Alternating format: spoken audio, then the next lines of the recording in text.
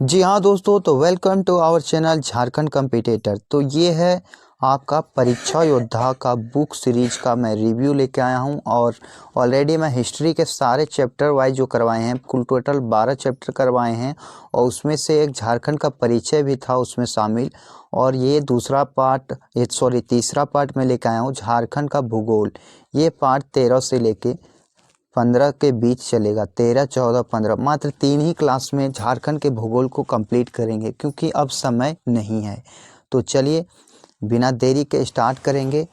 तब तक के लिए एक मोटिवेशनल थॉट आप लोगों को से जान लेते हैं। आप लोगों को बता दूं मोटिवेशनल थॉट में आप लोगों के लिए क्या है कि कोई उम्र तुम्हें थका सकती नहीं, कोई उम्र तुम्हें थका सकती नहीं, कोई ठोकरें तुम्हें गिरा सकती नहीं। और जब दिल में हो जीतने की उम्मीद, और जब दिल में हो जीतने की उम्मीद, तो कोई परिस्थितियां तुम्हें गिरा सकती नहीं। जी हाँ दोस्तों, आप किसी भी परिस्थिति में हो, जब आप एक उम्मीद खो देते हैं तो आप सब कुछ खो देते हैं। इसलिए आप उम्मीद को बनाए रखें।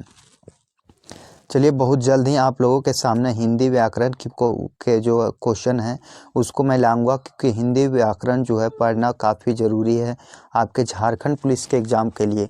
झारखंड पुलिस है, एसएससी जीडी है, जिस भी एग्ज़ाम में आपको हिंदी ग्रामर मिलेगा उसका मैं पूरा निचोड़ आप लोगों के सामने लाऊंगा। और प्रीवियस ईयर के जितने भी सारे क्वेश्चन हैं हिंदी ग्रामर का वो मैं कराऊंगा, क्योंकि प्रीवियस ईयर हो ना हो आपके एग्ज़ाम में D2 क्वेश्चन उसी के आते हैं।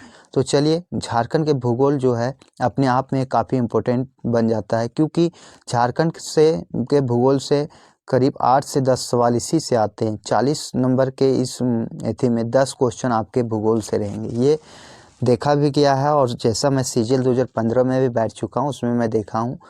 तो चलिए देखते हैं झारखंड के भूगोल से आने वाले क्वेश्चन। झारखंड का भौतिक स्वरूप और उच्चावच के बारे में जानेंगे। पहला है, कितने भौगोलिक क्षेत्रों में झारखंड को विभाजित किया गया है? तो 4 भौगोलिक क्षेत्रों में विभाजित किया गया है। अब इसके बारे में डिटेल थोड़ा पढ़ लेते हैं। झारखंड को 4 भौगोलिक क्षेत्रफल में विभाजित किया, जैसे पहला है पाट क्षेत्र, दूसरा रांची हजारीबाग का पठार, तीसरा राजमहल ट्रैप और चौथा चाईबासा का मैदान। तो ये 4 क्षेत्र थे, पाट क्षेत्र, रांची हजारीबाग का पठार, राजमहल ट्रैप और चाईबासा का मैदान। दूसरा आ जाता है क्वेश्चन, झारखंड में सबसे ऊंचा स्थान कौन सा है? तो झारखंड में सबसे ऊंचा स्थान है पारसनाथ का शिखर। कौन सा है? पारसनाथ का शिखर। इसके बारे में थोड़ा और जान लेते हैं, क्योंकि पारसनाथ से जो है बहुत सारे क्वेश्चन पूछे गए हैं। जैसे ये देखिए, कछपाल 2016 में पूछा गया, पीजीटी 2017 में पूछा गया है, एसआई पीटी 2017 में, तो यानी ये इतने सारे एग्जामों में पूछा गया है। तो झारखंड का सबसे ऊंचा स्थल जो है गिरिडीह जिला में स्थित पारसनाथ शिखर है। इसकी ऊंचाई समुद्र तल से 1365 मीटर है। पारसनाथ पहाड़ का नामकरण 23वें जैन तीर्थकार पार्श्वनाथ के नाम पर रखा गया है, जिन्हें यहाँ मोक्ष की प्राप्ति हुई थी। पारसनाथ का नाम 23वें जैन तीर्थकार पार्श्वनाथ के नाम पर रखा गया है।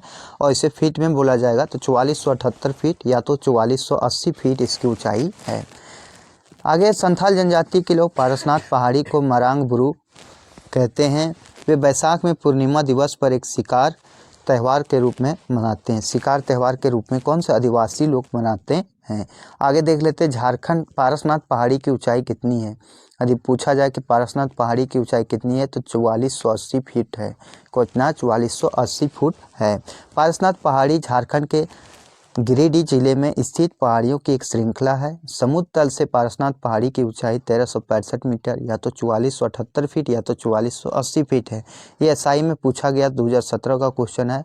यह अपशिष्ट पर्वत का अच्छा उदाहरण है। आपके लिए क्वेश्चन है, साइंस का क्वेश्चन है कि गुरु जल का सूत्र क्या होता है? गुरु जल का सूत्र क्या होता है? आप कमेंट बॉक्स में ज़रूर बताइएगा। जितने भी लोग इस वीडियो को देख रहे हैं इसके बारे में आप ज़रूर बताइएगा कि गुरु जल का सूत्र क्या होता है। ये क्वेश्चन आपके दरोगा में पूछा गया था। चलिए आगे, पारसनाथ पहाड़ी की ऊंचाई क्या है? तो पारसनाथ पहाड़ी की ऊंचाई है 1365 मीटर। कितना है? 1365 मीटर। अगला क्वेश्चन देखते हैं, समुद्र तल से ऊपर पारसनाथ पहाड़ी की ऊंचाई कितनी है? देखिए ये सारे ऑप्शन जो हैं सो गलत दिए हैं। उसकी औसत ऊंचाई कितनी है? 4478 फीट है। कितना? 4478 फीट।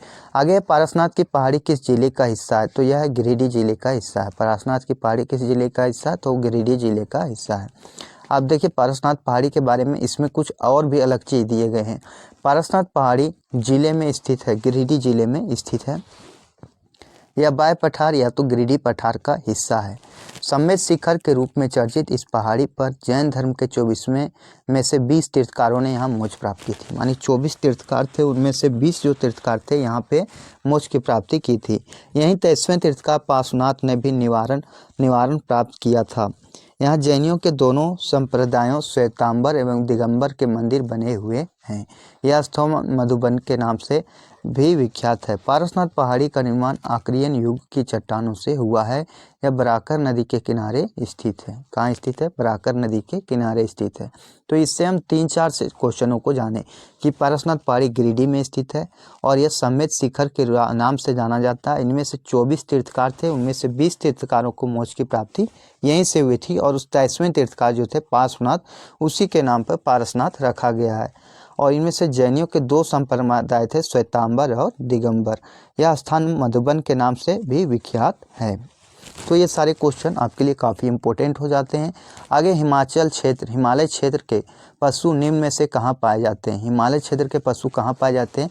तो पारसनाथ पहाड़ पर पाए जाते हैं। कहाँ पाए जाते हैं? पारसनाथ पहाड़ पर पाए जाते हैं। आगे पारसनाथ पहाड़, ये क्वेश्चन आपको कहीं नहीं मिला होगा, ये काफ़ी इंपॉर्टेंट है। पारसनाथ पहाड़ किस पठार का हिस्सा है? तो यह गिरिडीह पठार का हिस्सा है। कहाँ का हिस्सा है? तो गिरिडीह पठार का हिस्सा है। आगे देख लेते हैं, झारखंड के गिरिडीह जिले में कौन सी प्रसिद्ध पहाड़ी स्थित है? तो कौन सा प्रसिद्ध पहाड़ी स्थित है, इसके बारे में जानना है। तो ये पारसनाथ पहाड़ी स्थित है। आगे थोड़ा जान लेते हैं। कोडरमा गिरिडीह पठार पर हजारीबाग पठार से पूर्व में कटक के रूप में निकलती पहाड़ियों की श्रृंखला है। इस श्रृंखला में पारसनाथ की पहाड़ी जो झारखंड के पठार का शिखर है, यह पठारी NH19 और पूर्व का नाम NH2 है तथा डुमरी गिरिडीह मार्ग के बीच मधुबन के पास स्थित है। यानी किस रोड के बगल में स्थित है? तो NH हाईवे जो है, नेशनल हाईवे 19 के बगल में स्थित है और मधुबन और गिरिडीह के बीच में, डुमरी और गिरिडीह के बीच में मधुबन नामक स्थान पर स्थित है। देखिए, इसको मैं रिवीजन के तौर पर इस बुक को आपसे ले रहा हूँ। आप यदि चाहें तो बुक खरीद भी सकते हैं, अगर नहीं तो हमारे साथ प्रैक्टिस कर सकते हैं इस तरह से। ऑलरेडी मैं मैराथन का रूप में 1 घंटा का वीडियो आप लोगों के सामने लाया और वह कंप्लीट रूप से झारखंड के सामान्य परिचय से सारे क्वेश्चन 2003 से लेकर अब तक के सारे क्वेश्चन उसमें मैंने डाला हूँ। यानी उसमें सारे क्वेश्चन आ गए हैं और अब तक के सारे क्वेश्चन हैं। उससे बाहर आपके सवाल जो हैं झारखंड के सामान्य परिचय से बाहर नहीं आएंगे। और भूगोल अपने आप में एक काफ़ी अच्छा विषय है, क्योंकि इससे 8 से 10 क्वेश्चन आते हैं और ये CGL में 40 क्वेश्चन झारखंड से पूछे जाएंगे। इसके बाद आपका एक्साइज कांस्टेबल में भी झारखंड पढ़ना ज़रूरी है और ये हो सके तो झारखंड पुलिस का जो सिलेबस है वो चेंज हो रहा है, तो उसमें भी झारखंड का हिंदी का काफ़ी महत्व है। आगे, राजमहल ट्रैप का निर्माण किस काल में हुआ था? तो यह जुरैसिक काल में हुआ था। राजमहल ट्रैप का निर्माण किस में हुआ था? जुरैसिक काल में। राजमहल की पहाड़ियाँ उत्तर में साहिबगंज से दक्षिण में बंगाल सीमा तक 3000 वर्ग किलोमीटर से भी ज़्यादा भूभाग पर फैली है। इसका निर्माण गोंडवाना चट्टानों के निर्माण के बाद जुरैसिक युग में हुआ। राजमहल की पहाड़ियाँ बेसाल्ट, डोलेराइट चट्टानों के परतों से बनी है, जिनके बीच में सफ़ेद एवं भूरे सेल, कार्बनिक सेल, सफ़ेद एवं भूरे बलुआ पत्थर, क्वार्ट्ज पाए जाते हैं। तो ये जो राजमहल की पहाड़ियाँ हैं वह साहिबगंज से दक्षिण की ओर बंगाल तक फैली हुई है। आगे देख लेते हैं, क्वेश्चन नंबर 11 क्या कह रहा है?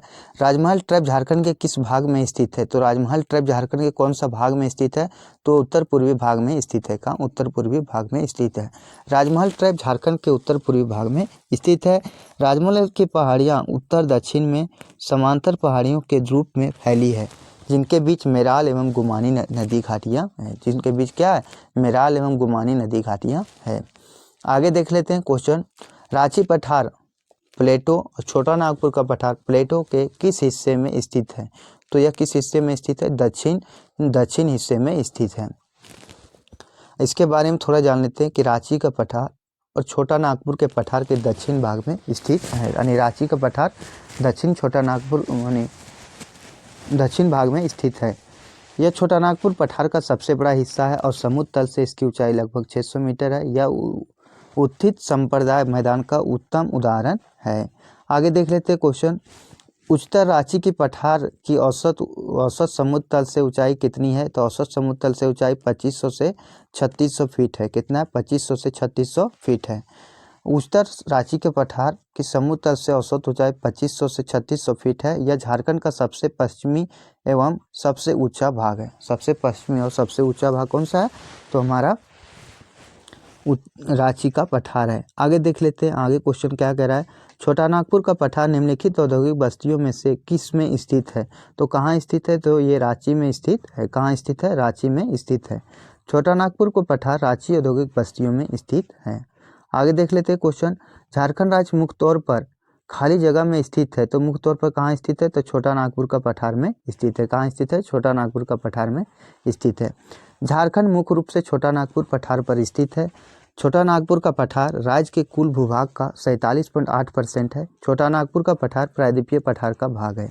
यह प्रायद्वीपीय पठार के उत्तरी पूर्वी भाग में स्थित है। इसकी चट्टानें क्रिस्टलीय एवं केंद्रित हैं। इसकी रचना लावा चट्टानों से हुई है। इसके वर्तमान धरातल का निर्माण ग्रेनाइट एवं नीच चट्टानों से हुआ है।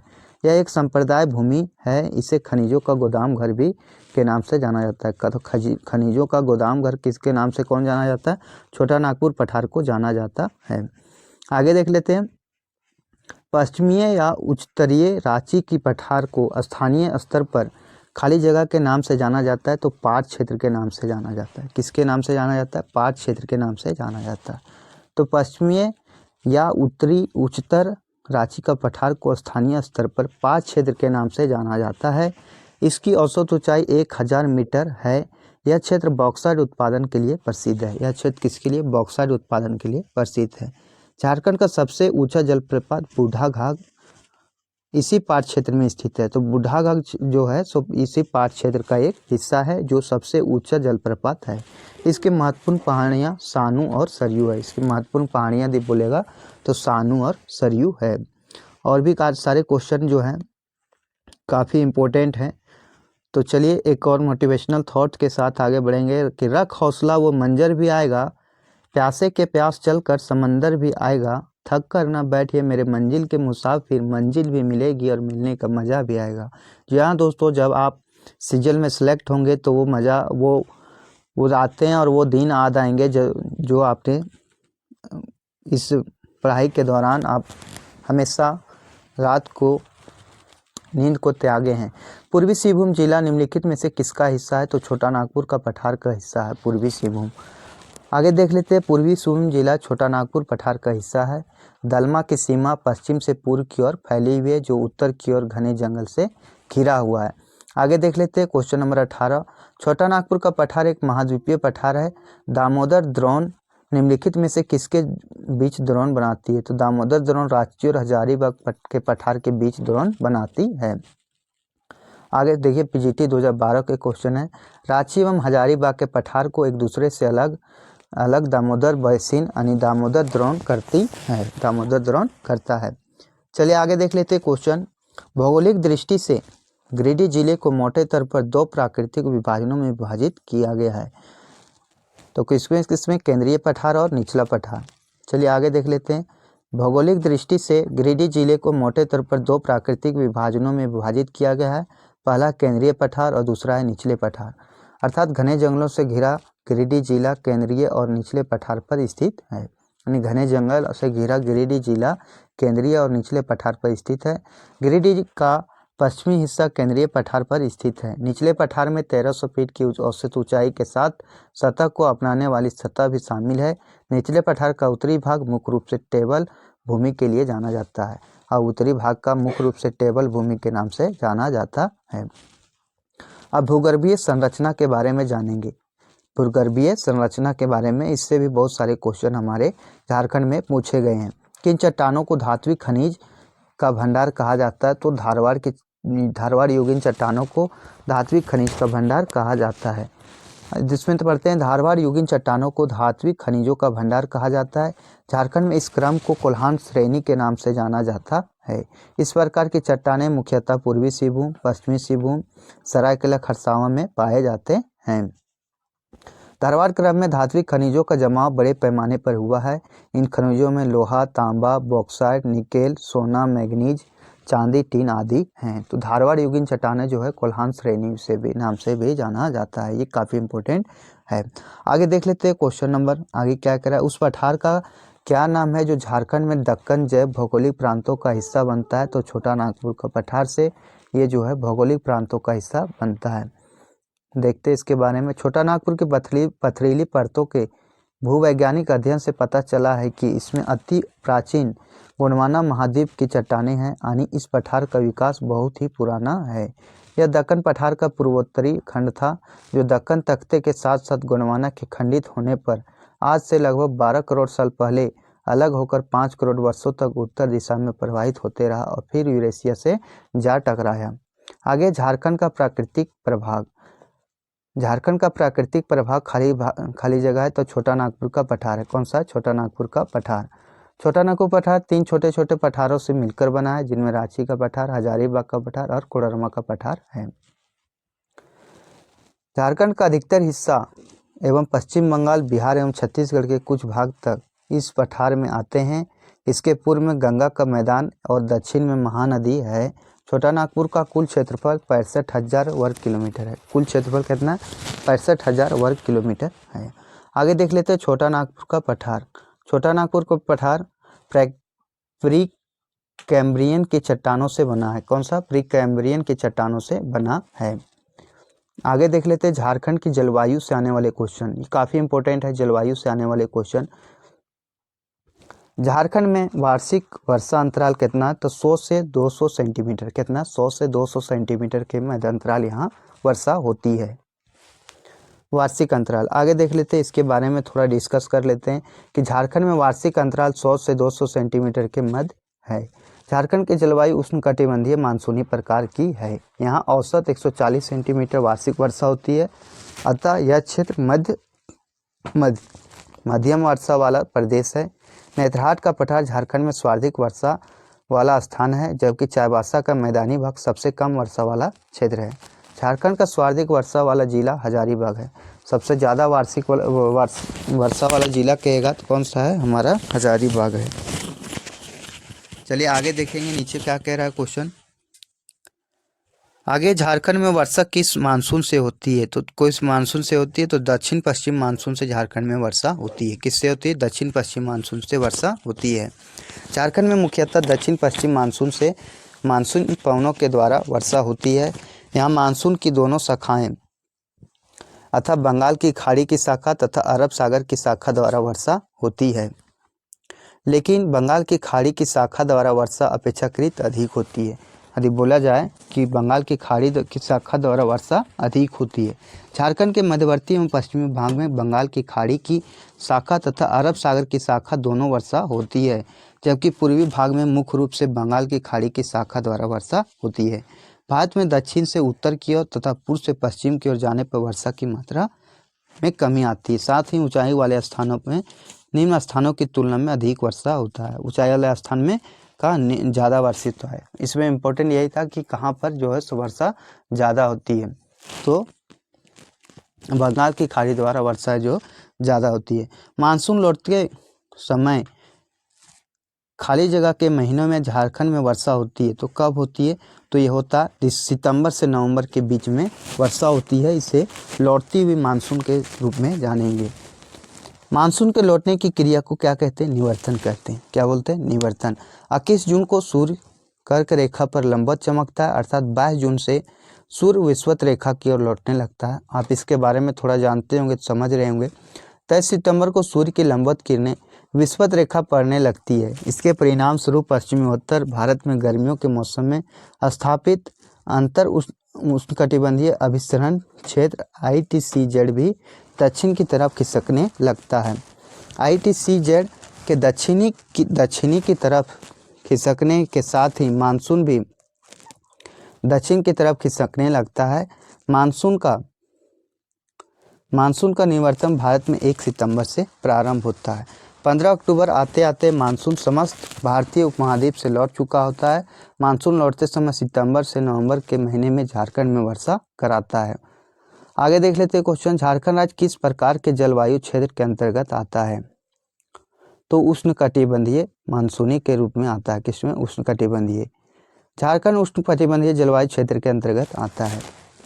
भारत के जलवायु के नक्शे में झारखंड क्षेत्र की अधिक वर्षा और पर्याप्त आर्द्रता का क्षेत्र माना जाता है। कर्क रेखा जो महाद्वीपीय भारत को उष्णकटिबंधीय भारत से अलग करती है, झारखंड के उत्तरी भाग से ही गुजरती है।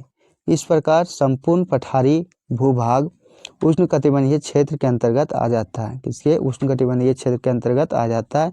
लेकिन ऊंचे पठारी क्षेत्र होने के कारण यहाँ की जलवायु की स्थिति भिन्न हो जाती है, इसलिए उष्णकटिबंधीय क्षेत्र होते हुए भी यहाँ की जलवायु में पर्याप्त आर्द्रता पाई जाती है। उष्णकटिबंधीय अवस्थिति व मानसूनी हवाओं के कारण झारखंड की जलवायु उष्णकटिबंधीय मानसूनी प्रकार की होती है। कैसी होती है? झारखंड की जलवायु उष्णकटिबंधीय मानसूनी प्रकार की होती है। चलिए आगे देखेंगे, झारखंड राज्य मुख्यतः किस जलवायु क्षेत्र के तहत आता है? तो यह किस क्षेत्र के आता है? उष्णकटिबंधीय नमी क्षेत्र के अंतर्गत आता है। चलिए आगे देखें, झारखंड की वार्षिक औसत तापमान कितना है? काफ़ी इंपॉर्टेंट क्वेश्चन है, ये दरोगा में पूछा गया सवाल है कि औसत वार्षिक तापमान कितना होता है? तो ये होता है 25 डिग्री सेल्सियस। कितना होता है? 25 डिग्री सेल्सियस। झारखंड का औसत वार्षिक तापमान 25 डिग्री सेल्सियस है।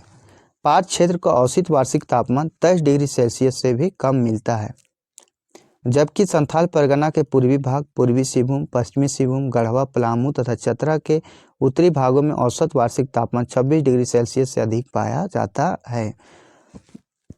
अन्य क्षेत्रों का औसत वार्षिक तापमान 23 डिग्री सेल्सियस से 26 डिग्री सेल्सियस के बीच पाया जाता है। और भी दूसरा क्षेत्र यदि बोला जाए तो 23 से 26 डिग्री सेल्सियस तक पाया जाता है। झारखंड का वार्षिक औसत वर्षा क्या है? तो झारखंड का औसत वार्षिक वर्षा कितना है? 1400 मिलीमीटर। कितना है? 1400 मिलीमीटर। झारखंड मानसूनी वर्षा का प्रदेश है। झारखंड में औसत वार्षिक वर्षा 140 सेंटीमीटर होती है, लेकिन अधिकांश भाग 125 से 150 सेंटीमीटर वर्षा होती है। वर्षा का 80% से अधिक भाग जून से सितंबर माह के मध्य प्राप्त होता है। बंगाल की खाड़ी की शाखा राज्य में वर्षा का मुख्य स्रोत है। यद्यपि पाट क्षेत्र दक्षिण पूर्वी भाग में कुछ वर्षा अरब सागर की शाखा से भी प्राप्त होती है। तो इसमें कितना है? 140 सेंटीमीटर वार्षिक वर्षा है और अधिकांश भूभाग में 125 से 150 है। झारखंड का सबसे ठंडी जगह कौन सा है? तो सबसे ठंडा जगह यदि बोला जाए तो नेतरहाट है। झारखंड का सबसे ठंडी जगह नेतरहाट है। झारखंड का सबसे अधिक वर्षा वाला क्षेत्र नेतरहाट है, 180 सेंटीमीटर अधिक है। और यदि जिला बोला जाएगा तो HZB यानी हजारीबाग है। नेतरहाट को पहाड़ों की मलिका व छोटा नागपुर की रानी के नाम से जाना जाता है। नेतरहाट को क्या कहेंगे? पहाड़ों की मलिका और छोटा नागपुर की रानी के नाम से जाना जाता है। आगे देखेंगे, आगे क्वेश्चन क्या कह रहा है, झारखंड में देखे गए जलवायु परिवर्तन का क्या कारण है? तो जलवायु परिवर्तन का क्या क्या कारण है ये जानेंगे। तो मानव गतिविधियां, ऊर्जा क्षेत्र, ग्रीन हाउस गैस उत्सर्जन और यह सभी। तो यह सभी हो जाएगा। क्या हो जाएगा? यह सभी हो जाएगा। इसके बारे में थोड़ा डिटेल जान लेते हैं। झारखंड में देखा गया जलवायु परिवर्तन मानव जनित कारकों, ऊर्जा क्षेत्र, ग्रीन हाउस उत्सर्जन अन्य कारकों के कारण है। मानव जनित कारक प्रजातियों की गिरावट, संकट और विलुप्त होने के प्राथमिक नियात्मक कारणों का गठन करते हैं। भूमि विकास, अत्यधिक दोहन, प्रजातियों का स्थानांतरण, परिचय एवं प्रदूषण। झारखंड राज्य में ताप विद्युत संयंत्र अधिकांशतः कोयले पर चलते हैं, जो ग्लोबल वार्मिंग में योगदान देता है। किसमें देता है? ग्लोबल वार्मिंग में योगदान देता है। आगे JAPCC द्वारा जलवायु परिवर्तन पर राष्ट्रीय योजना कब जारी की गई? तो कब जारी की गई थी? 30 जून 2008 को। JAPCC का जो फुल फॉर्म होता है Jharkhand action plan on climate change द्वारा जलवायु परिवर्तन पर राष्ट्रीय योजना 30 जून 2008 को जारी की गई थी। कब जारी किया गया था? 30 जून 2008 को। आगे देख लेते हैं, झारखंड के किस हिस्से में सर्दियों में न्यूनतम तापमान दर्ज किया जाता है? तो नेतरहाट की पठार में न्यूनतम तापमान दर्ज किया जाता है। झारखंड के नेतरहाट पठार में सर्दियों में न्यूनतम तापमान दर्ज किया जाता है। आगे देख लेते हैं, झारखंड का कौन सा जिला पश्चिम बंगाल और उड़ीसा से अपनी सीमाओं का हिस्सा शेयर करता है? तो ये कौन सा जिला करता है? पूर्वी सिंहभूम जिला जो है पश्चिम बंगाल और उड़ीसा से अपनी सीमाओं का हिस्सा शेयर करता है। आगे देखेंगे क्वेश्चन नंबर 13 क्या कह रहा है। आज झारखंड की नदियों से आने वाले क्वेश्चन को हम देखेंगे। झारखंड में कितनी मुख्य नदियाँ बहती है? झारखंड में कितनी नदियाँ बहती है? तो 8 नदी मुख्य रूप से बहता है, जिसमें पहला है दामोदर नदी, स्वर्णरेखा नदी, उत्तरी कोयल, दक्षिणी कोयल, शंख, अजय नदी, म्यूराक्षी और गंगा नदी। ये 8 नदियां जो हैं झारखंड में मुख्य रूप से बहती हैं।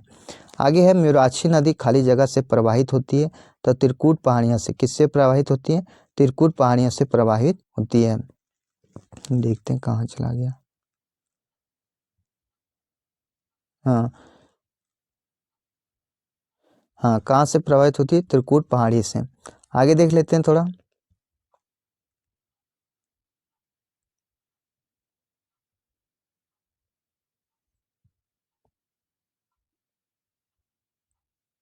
तो मीराक्षी नदी त्रिकुट पहाड़ी यानी देवघर से प्रवाहित होती है।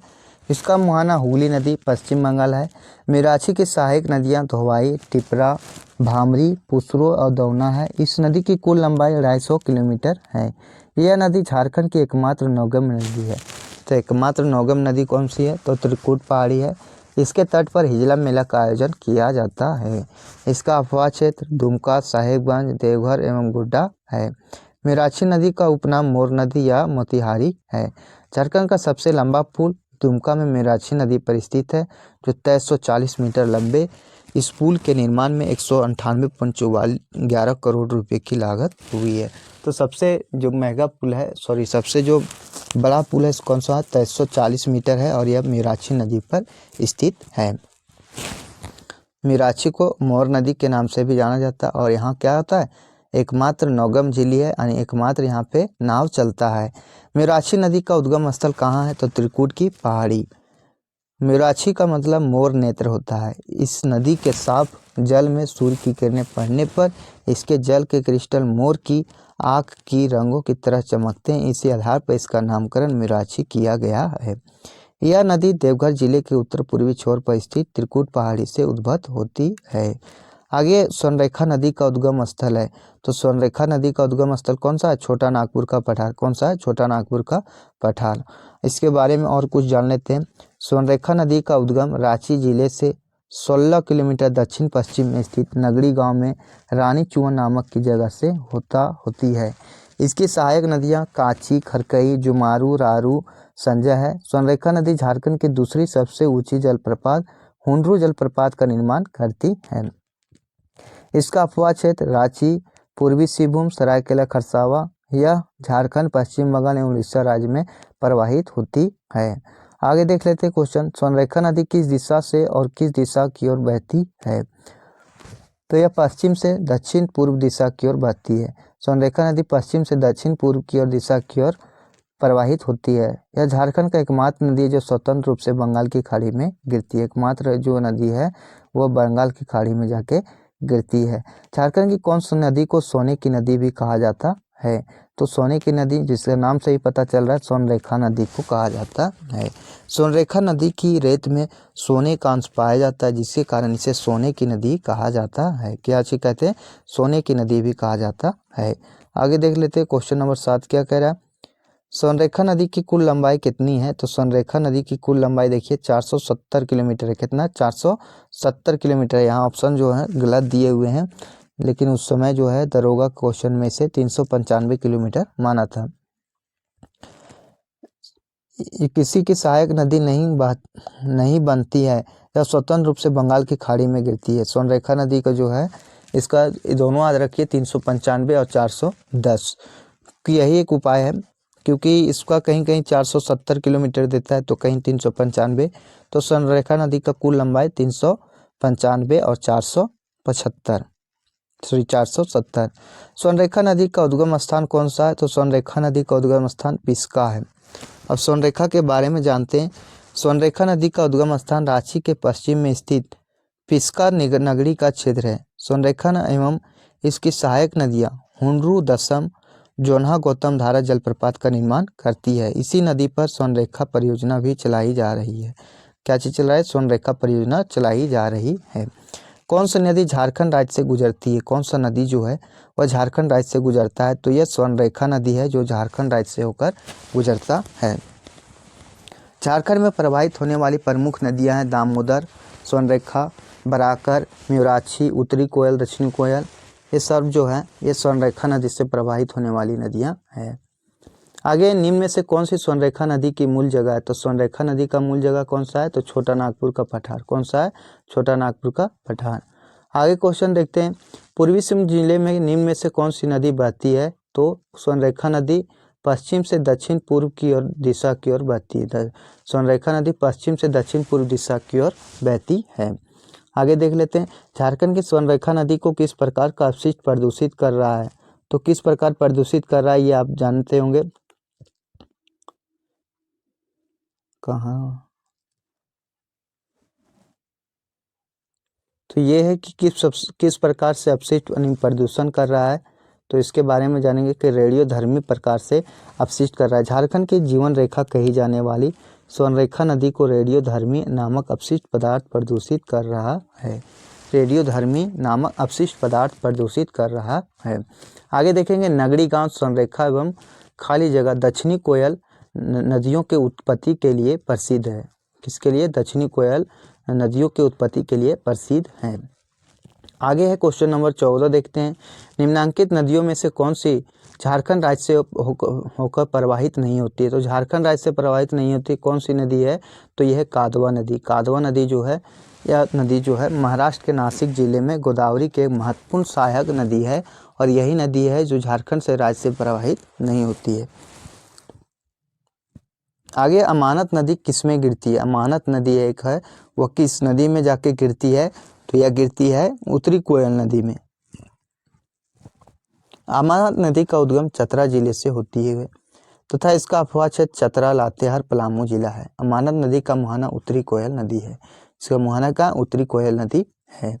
आगे अमानत नदी निकलती है, तो अमानत नदी कहाँ से निकलती है? हजारीबाग के पठार से निकलती है। कहाँ से निकलती है? हजारीबाग के पठार से निकलती है। यह उत्तर कोयल की सहायक नदी है। आगे खरकई नदी। खरकई नदी खाली जगह में गिरती है तो उत्तरी कोयल नदी में जाके गिरती है। कहाँ गिरती है? उत्तरी कोयल नदी में जाके गिरती है। खरकई नदी का उद्गम सिमलीपाल उड़ीसा। सिमलीपाल अभयारण्य कहाँ? उड़ीसा में है। यह स्वर्णरेखा की एक प्रमुख सहायक नदी है। खरकई नदी के किनारे स्थित पहाड़ों में लौह अयस्क खनन किया जाता है जिसका उपयोग जमशेदपुर में स्थित इस्पात संयंत्र में किया जाता है। तो खरकई नदी जो कहाँ है? तो सिमलीपाल के जो है वहाँ पे स्थित है। आगे झारखंड के जमशेदपुर क्षेत्र में निम्न में से कौन सी दो नदियां का संगम है? तो किसका संगम है? तो खरकई और स्वर्णरेखा नदी का संगम है। किसका? खरकई और स्वर्णरेखा नदी का संगम है। खरकई नदी खाली जगह से निकलती है तो सिमलीपाल अभयारण्य से निकलती है। सिमलीपाल अभयारण्य कहाँ? उड़ीसा में है। खरकई नदी उड़ीसा के मयूरभंज जिले के सिमलीपाल से निकलती है। तोरलो, लिगारा और संजय इसकी प्रमुख सहायक नदी है। तोरलो, लिगारा और संजय इसकी प्रमुख सहायक नदी है। आगे क्वेश्चन है, निम्नलिखित में से सोन नदी जो झारखंड के प्रमुख नदियों में से एक है कहाँ से उत्पन्न हुई है? तो ये कहाँ से उत्पन्न हुआ है? तो अमरकंटक से उत्पन्न हुआ है। इसके बारे में थोड़ा पढ़ लेते हैं। अमरकंटक नदी का उद्गम स्थल सोन नदी का उद्गम स्थल महकाल पर्वत की अमरकंटक पहाड़ी मध्य प्रदेश इसकी प्रमुख सहायक नदी है। उत्तरी कोयल नदी है। यह नदी झारखंड के दो जिले पलामू एवं गढ़वा से होकर गुजरती है। सोन नदी का उपनाम सोनभद्र एवं हिरण्यवाह है। क्या है? सोनभद्र या तो हिरण्यवाह है। सोन नदी जो झारखंड के गढ़वा एवं पलामू जिले के मध्य सीमा बनाती है, कहाँ से शुरू होती है? तो कहाँ से? अमरकंटक से शुरू होती है। आगे क्वेश्चन देखते हैं, निम्न में से एक ही क्वेश्चन को देखिए कैसे घुमा के हमारा JSSC के द्वारा पूछा गया है। निम्नलिखित में से कौन झारखंड की एक मुख्य नदी नहीं है? तो ये जो है फल्गु नदी नहीं है। फल्गु नदी जो है बिहार की एक नदी है।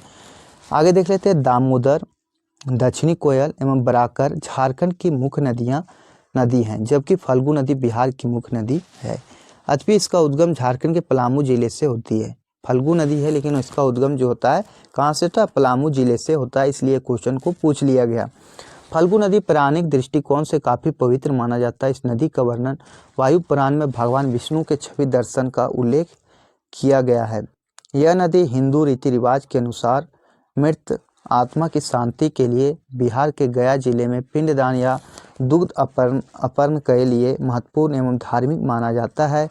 यह निरंजना के नाम से भी प्रसिद्ध है। फल्गु नदी को निरंजना के नाम से प्रसिद्ध माना गया है। तो दामोदर नदी के बारे में जान लिए कि इसका उद्गम स्थल पलामू जिला है, लेकिन ये कहाँ जाती है? यह बिहार में ही बहती है, केवल इसका उद्गम यहाँ बिहार में हुआ है। इसे निरंजना नदी के नाम से जानते हैं। और एक क्वेश्चन और इससे पूछ सकता है कि इसमें क्या होता है? तो ये पिंडदान के लिए जाना जाता है। आगे क्वेश्चन है, इनमें से कौन सी नदी पलामू जिले के छोटा नागपुर से निकलती है? तो दामोदर। पलामू के छोटा नागपुर से कौन निकलती है? दामोदर नदी। इसके बारे में डिटेल जानते हैं दामोदर नदी के बारे में। दामोदर नदी का उद्गम स्थल छोटा नागपुर का पठार, लोहरदगा जिले के चूल्हा पानी तथा मुहाना हुगली है। यह झारखंड की सबसे लंबी, बड़ी एवं प्रदूषित नदी है। सबसे लंबी, बड़ी एवं प्रदूषित नदी यदि बोला जाए तो वो हमारा दामोदर नदी है। दामोदर नदी की प्रमुख सहायक नदियां बराकर, कोनार, जमुनिया, बोकारो एवं कतरी है। दामोदर नदी को देव नदी के नाम से भी जाना जाता है। इसका अफवाह क्षेत्र हजारीबाग, चतरा, धनबाद, लातेहार एवं लोहरदगा है। चलिए आगे देख लेते हैं क्वेश्चन नंबर 24 क्या कह रहा है। क्वेश्चन नंबर 24 देखेंगे, झारखंड के दामोदर नदी का उद्गम स्थल है। तो झारखंड का दामोदर नदी का उद्गम स्थल जैसा पता चल गया था, तो दामोदर नदी का उद्गम स्थल कहाँ पे था? तो ये था उत्तरी छोटा नागपुर का पठार यानी लोहरदगा जगह के चूल्हा पानी से। और ये जो सारे ऑप्शन थे वो दिए नहीं थे। आगे, झारखंड में बहने वाली दामोदर नदी को क्या कहा जाता है? तो दामोदर नदी को क्या कहा जाता है? तो ये बंगाल का शौक के नाम से जाना जाता है। दामोदर नदी को झारखंड की सबसे प्रमुख नदी है जो दरार या भ्रंश घाटी से होकर प्रवाहित होती है। दामोदर नदी को दामोदा के रूप में भी जाना जाता है। दामू का अर्थ पवित्र या दा का अर्थ जल है। दामोदर नदी पहले बाढ़ की विभीषिका के कारण काफ़ी भयंकर नदी थी, जिसके कारण इसे बंगाल के शौक के नाम से भी जाना जाता है। तो बंगाल के शौक के नाम से जाना जाता है कौन? दामोदर नदी। निम्न में से किस नदी को शोक की नदी भी कहा जाता है? तो शोक की नदी किसे कहा जाता है? तो ये कहा जाता है दामोदर नदी को शोक की नदी के नाम से जाना जाता है। दामोदर नदी भारत के किस राज्य में स्थित है? तो यह झारखंड राज्य में स्थित है। कहाँ स्थित है? झारखंड राज्य में स्थित है। आगे है, दामोदर नदी का उद्गम झारखंड राज्य के लोहरदगा जिले के कुडू प्रखंड के चूल्हा पानी गांव से होती है। झारखंड के विभिन्न जिलों से गुजरने के बाद यह पश्चिम बंगाल में प्रवेश करती है तथा अंततः हुगली में मिल जाती है। दामोदर नदी की कुल लंबाई कितना है? तो 592 किलोमीटर है। कितना है? 592 किलोमीटर है। आगे देख लेते हैं, दामोदर नदी की कुल लंबाई 592 किलोमीटर है। झारखंड में इसकी लंबाई 290 किलोमीटर है। दामोदर नदी खाली जगह से होकर नहीं गुजरती, तो यह पश्चिमी सिंहभूम से होकर नहीं गुजरती, यह हजारीबाग, गिरिडीह और धनबाद से होकर गुजरती है। दामोदर नदी झारखंड के लोहरदगा, लातेहार, चतरा, हजारीबाग, रामगढ़, रांची, बोकारो, गिरिडीह तथा धनबाद जिले से होकर गुजरती है। बराकर नदी की कुल लंबाई कितनी है? तो 225 किलोमीटर। कितनी है? तो 225 किलोमीटर इसकी लंबाई है। आगे देख लेते हैं, बराकर नदी का उद्गम पदमा, हजारीबाग, छोटा नागपुर का पठार, इसकी कुल लंबाई 225 किलोमीटर है। इसकी मुहाना दामोदर नदी है। बराकर नदी का उल्लेख बौद्ध एवं जैन साहित्यों से मिलता है। इसी नदी के तट पर गिरिडीह में जैन मंदिर, मैथन बांध के पास माँ कलेश्वरी मंदिर, कल्याणेश्वरी मंदिर, इसकी अफवाह क्षेत्र हजारीबाग, गिरिडीह तथा धनबाद है। इसकी प्रमुख सहायक नदियाँ उसरी तथा बरसोती है। इसी नदी पर दो प्रमुख डैम तिलैया तथा मैथन स्थित है। तिलैया तथा मैथन इसी बराकर नदी पर स्थित है। आगे, बराकर नदी का उद्गम स्थान कौन सा है? तो बराकर नदी का उद्गम स्थान कौन सा है? पदमा है। कौन सा है? पदमा है। आगे, केसो अक्टो गुरिया गुखाना नदी खाली जगह किस नदी का मुख्य उपनदियां हैं? ये देखिए दरोगा का क्वेश्चन है। तो ये जो नदियां हैं ये किसकी है? बराकर नदी का एक प्रमुख उपनदियां हैं, केसो अक्टो गुरियो गुखाना। ये क्वेश्चन आपको कहीं नहीं मिलेगा। चलिए आगे देखते हैं क्वेश्चन नंबर 33। निम्न में से कौन सा नदियों और उनके मूल का सही मिलान नहीं है?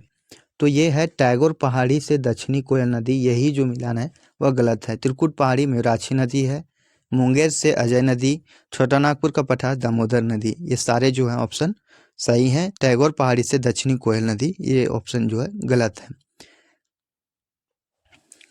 चलिए एक मोटिवेशनल थॉट के साथ गुजरेंगे कि जिंदगी की कहानी दुख और हर्ष की होती है। जिंदगी की कहानी दुख और हर्ष की होती है, कीमत जीत की नहीं संघर्ष की होती है। आप संघर्ष करते हैं तो ही निखरते हैं। आप जीत तब होती है जब आप संघर्ष करते हैं। चलिए इसके बारे में थोड़ा देख लेते हैं। तो है मेराछी नदी। मेराछी नदी जो है यह त्रिकुट पहाड़ी से निकलती है। अजय नदी मुंगेर से निकलती है। दामोदर नदी छोटा नागपुर का पठार और दक्षिणी कोयल नदी छोटा नागपुर का पठार। तो ये थे हमारे डिस्क्रिप्शन। झारखंड की उत्तरी कोयल नदी कहाँ से शुरू होती है? तो ये जो है इसका आंसर गलत दिया हुआ है। तो यह पिस्का के पास से निकलती है और यह 260 किलोमीटर है। कहाँ से? पिस्का के पास से। और इसकी लंबाई कितनी है? 260 किलोमीटर। और उत्तरी कोयल की दो प्रमुख सहायक नदी है, औरंगा और अमानत। इसका कोयल नदी का मुहाना है सोन नदी। इसकी अफवाह क्षेत्र लातेहार, पलामू एवं गढ़वा है। इसकी लंबाई 255 किलोमीटर है। लंबाई कितनी है? 255 किलोमीटर है। निम्न में से किस पहाड़ी से ब्राह्मणी नदी का उद्गम होता है? तो ब्राह्मणी नदी का उद्गम किस पहाड़ी से होता है? तो दुधवा पहाड़ी से होता है। किस पहाड़ी से? दुधवा पहाड़ी से होता है। मुहाना हुगली है। इसकी सहायक नदियां गुमरू एवं एरो है। इसकी सहायक नदियां दो है, गुमरू एवं एरो। शंख नदी का उद्गम स्थल है। तो शंख नदी का उद्गम स्थल कौन सा है? तो गुमला है। कौन सा है? गुमला जो है यह शंख नदी का उद्गम स्थल है। शंख नदी के बारे में जानते हैं। शंख नदी गुमला जिले के चैनपुर प्रखंड की पहाड़ी से निकलकर दक्षिण की ओर प्रवाहित होती है। सबसे चीज पूछता है कि शंख नदी जो है सो गुमला जिले के चैनपुर प्रखंड से निकलती है। प्रखंड से होते हुए नदी उड़ीसा में प्रवेश करती है। उड़ीसा में यह दक्षिणी कोयल से मिल जाती है तथा ब्राह्मणी के नाम से पुकारी जाती है। छिकदा, बासा, चिदरा, छिंदा, बंजोर, डेगोजोर, सप्ती, ये सारे जो हैं। शंख नदी की कुल लंबाई 240 किलोमीटर है। अफवाह है गुमला एवं सिमडेगा है। चलिए आगे जान लेते हैं। क्वेश्चन नंबर 17 है, इनमें से कौन सी नदी छोटा नागपुर पठार से होते हुए नहीं बहती? तो इनमें से कोई नहीं, यानी जितने भी सारे ऑप्शन हैं ये सारी नदियां जो है छोटा नागपुर पठार से होकर गुजरती हैं। चलिए आगे है, क्यूल नदी झारखंड के खाली जगह जिले से निकलती है। तो क्यूल नदी जो है गिरिडीह से होकर निकलती है। कहाँ से? गिरिडीह से निकलती है। यह गंगा की सहायक नदी है। कहाँ की है? गंगा की सहायक नदी है। और जान लेते हैं, कन्हर नदी जो छत्तीसगढ़ के सरगुजा से शुरू होती है, झारखंड से खाली जगह ब्लॉक गढ़वा जिला से राज्य में प्रवेश करती है। तो भंडरिया, गढ़वा जिले के भंडरिया ब्लॉक से राज्य में प्रवेश करती है। कन्हर नदी की उत्पत्ति सरगुजा छत्तीसगढ़ से होती है।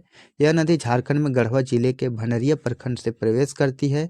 आगे यह रंका प्रखंड की पश्चिमी सीमा बनाती हुई धुरकी प्रखंड में प्रवेश करती है और यह पश्चिम की ओर मुड़ जाती है तथा उत्तर प्रदेश में प्रवेश करती है। चलिए आगे देखते हैं, गिरिडीह जिले में विभाजित होने वाले दो मुख्य जलपोतों का नाम बताइए। तो जो गिरिडीह जिले में दो हैं विभाजित होते हैं, कौन कौन से हैं? बराकर और सकरी नदियाँ। इसके बारे में थोड़ा डिटेल जान लेते हैं। गिरिडीह शहर उसरी नदी के तट पर स्थित है। कहाँ? उसरी नदी के तट पर। यह बराकर नदी की मुख्य सहायक नदी है। उसरी नदी पारसनाथ पहाड़ी से शुरू होती है और बराकर में जाकर मिलती है।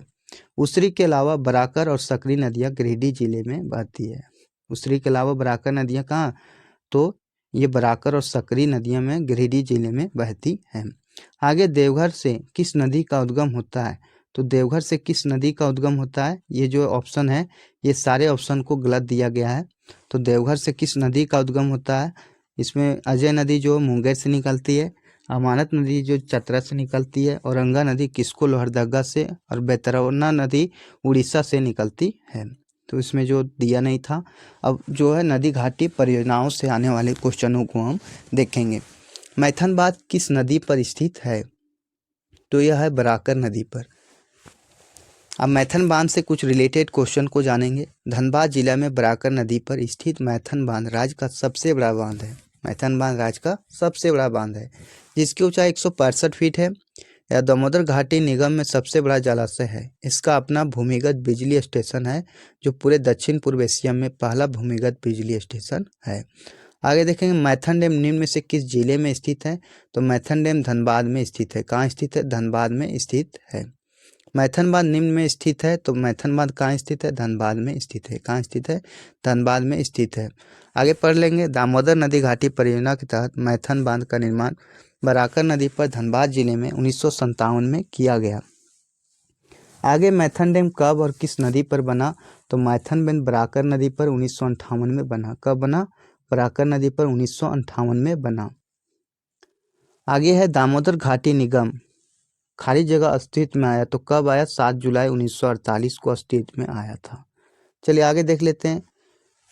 दामोदर घाटी निगम की स्थापना कब हुई थी? तो यह 1948 में हुई थी, 7 जुलाई 1948 को। दामोदर घाटी परियोजना में बांधों की कुल संख्या कितनी है? तो 8 बांध हैं। कितने बांध हैं? 8 बांध हैं। इसके बारे में थोड़ा और जान लेते हैं। दामोदर घाटी परियोजना के अंतर्गत जो है 8 बांध, 6 जल विद्युत परियोजनाएं और 3 तापीय और 1 अवरोधक बांध का निर्माण करते हैं। झारखंड राज्य में कितनी वृहद सिंचाई परियोजनाएं हैं? तो यह है 8 वृहद सिंचाई परियोजनाएं हैं। चलिए आगे, तिलैया बांध या नदी पर निर्मित है। तो तिलैया बांध जो है किस नदी पर निर्मित है? तो यह बराकर नदी पर निर्मित है। तिलैया बांध बराकर नदी पर 1953 में बना। यह कोडरमा जिला में स्थित है। चांडिल डैम किस नदी पर स्थित है? स्वर्णरेखा और खरकई नदी के संगम पर स्थित है। कौन सा? चांडिल डैम। अब चांडिल डैम के बारे में थोड़ा जान लेते हैं। चांडिल डैम स्वर्णरेखा नदी पर स्थित है। इसका निर्माण स्वर्णरेखा बहुउद्देशीय परियोजना के तहत किया गया है। यह सरायकेला खरसावां जिला में स्थित है। इस बांध की ऊंचाई 220 मीटर है। इसके जल स्तर की ऊंचाई विभिन्न स्थानों से 190 मीटर है। चांडिल बांध के पास स्थित संग्रहालयों में चट्टानों पर लिखी लिपियां से हैं जो 2000 वर्ष पुरानी है। तो चांडिल डैम के बारे में ये सारे जो है ये काफ़ी इम्पोर्टेंट है। इसका निर्माण जो है स्वर्णरेखा बहुउद्देशीय परियोजना के तहत किया गया था। आगे, झारखंड में निम्नलिखित में से किस नदी द्रोण पर चांडिल डैम बांध बना स्थित है? तो चांडिल बांध किस नदी द्रोण पर स्थित है? तो स्वर्णरेखा नदी द्रोण पर स्थित है। चांडिल बांध स्वर्णरेखा नदी द्रोण पर स्थित है। इसका निर्माण 1982-83 में किया गया। कब किया गया? 1982-83 में किया गया। आगे, तिलैया बांध। तिलैया बांध झारखंड के कोडरमा और हजारीबाग जिले के निकट स्थित पहला बांध है जो जल विद्युत केंद्र है। ये जिले किसके लिए प्रसिद्ध हैं? तो ये जिले जो है अभ्रक भंडार के लिए प्रसिद्ध हैं। ये काफ़ी देखिए कितना घुमा के क्वेश्चन पूछा गया है। क्या? अभ्रक के लिए पूछा गया है और ये दे दिया है तिलैया बांध। आगे, Maithon power limited Damodar valley corporation DVC और टाटा पावर की संयुक्त उद्यम कंपनी है। यह झारखंड में निम्नलिखित में से किस स्थान पर स्थित है? तो यह धनबाद में स्थित है। कहाँ स्थित है? धनबाद में स्थित है। बराकर नदी पर निर्मित मैथन पावर लिमिटेड धनबाद जिला में स्थित है। आगे क्वेश्चन है, निम्नलिखित में से कौन सा बांध झारखंड के रांची जिले में और मांझी टाउन में छोटा नागपुर पठार के उत्तर पूर्वी किनारे पर स्थित है? तो कौन सा है? तो यह है गौतलसुद बांध। कौन सा है? गौतलसुद बांध है जो छोटा नागपुर पठार के उत्तर पूर्वी किनारे पर स्थित है। गौतलसुद बांध और मांझी रांची में स्थित एक कृत्रिम जलाशय है। यह डैम स्वर्णरेखा नदी पर बना है। इसे 1971 ईस्वी में खोला गया था। यह डैम रुक्का डैम के नाम से जाना जाता है। तो गौतलसुद बांध को रुक्का डैम के नाम से जाना जाता है। आगे, अय्यर बांध खाली जगह पर बनाया गया है।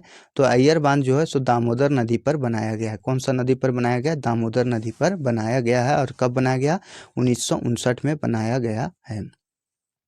आगे है, मयूराक्षी नदी पर बने मसांजोर डैम बांध का अन्य नाम क्या है? मसांजोर बांध का अन्य नाम क्या है? तो कनाड़ा बांध। क्या है? कनाड़ा बांध।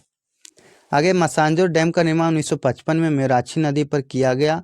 दुमका जिला में स्थित इस बांध का निर्माण कनाडा के सहयोग से किया गया था, जिसके कारण इसे कनाडा बांध के नाम से भी जाना जाता है। आगे, कोनार कुंड प्रोजेक्ट किस जिले में स्थित है? तो कोनार कुंड प्रोजेक्ट जो है सो गिरिडीह जिले में स्थित है। कहाँ स्थित है? गिरिडीह जिले में स्थित है। आगे देख लेते हैं, पालना डैम झारखंड की किस नदी पर निर्मित है? तो पालना डैम है झारखंड का कौन सा नदी पर है? तो यह स्वर्णरेखा नदी पर पालना डैम है। पालना डैम स्वर्णरेखा नदी पर स्थित है। सरायकेला खरसावां जिले में स्थित पालना डैम का उद्घाटन 14 जनवरी 1983 को संयुक्त बिहार के तत्कालीन मुख्यमंत्री जगन्नाथ मिश्रा ने 1983 में किया था पालना डैम का निर्माण। आगे हम पढ़ेंगे झारखंड के जलप्रपात से रिलेटेड क्वेश्चन, और झारखंड के जलप्रपात से भी क्वेश्चन आपको हम बताएंगे। ये पहला क्वेश्चन थोड़ा पढ़ देते हैं कि झारखंड नवीकरणीय संसाधन में समृद्ध है क्योंकि यहाँ पे प्रचुर मात्रा में जलप्रपात उपलब्ध हैं, इसीलिए यहाँ इसे नवीकरणीय संसाधन समृद्ध है। इसके बारे में थोड़ा जान लेते हैं। प्रचुर मात्रा में जलप्रपातों झरनों की प्रचुरता के कारण झारखंड अक्षय या तो नवीकरणीय ऊर्जा संसाधनों में समृद्ध है। जल विद्युत का एक महत्वपूर्ण नवीकरणीय ऊर्जा स्रोत है। कुछ दिया नहीं है खास इसके बारे में, 4 झरने हैं। चलिए और ये मैं बता दूं कि खोरठा का प्रैक्टिस सेट जो मैंने लिया स्टडी फॉर गोल बुक से, ये हमारे लिए एक प्रैक्टिस सेट के रूप में मैं लगातार इससे प्रैक्टिस करवा रहा हूँ। कुल टोटल 12 प्रैक्टिस सेट करवा चुका हूँ, आप इसे देख सकते हैं। और 13वां प्रैक्टिस सेट हमारे टेलीग्राम चैनल जो झारखंड कम्पिटिटर के नाम से है, उसमें आप जाके जुड़ सकते हैं। तो चलिए, इन्हीं बयानों के साथ मैं अपनी बातों को विराम देता हूं। आपको वीडियो कैसा लगा आप ज़रूर बताइएगा। वीडियो को किस प्रकार से लाएं जो आप लोग के लिए और आसान रहे। तो इस धन्यवाद। जय हिंद, जय भारत, जय झारखंड, जोहार झारखंड। अपने और अपने से बड़े को सम्मान दीजिए और छोटे को प्यार। Thank you.